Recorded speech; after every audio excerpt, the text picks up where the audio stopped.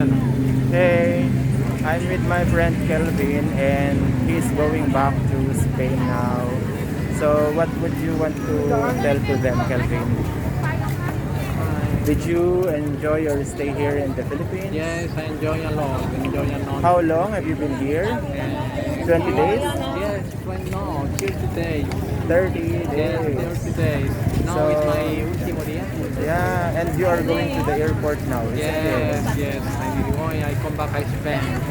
So would you be willing to come back here in the Philippines again? Yes, maybe next year. Next year. Yes, So we hope to see you here and then you can bring your friends here also in the Yes, Philippines. because I am a friend here in Philippines and it's very easy for me to Yeah. come back again.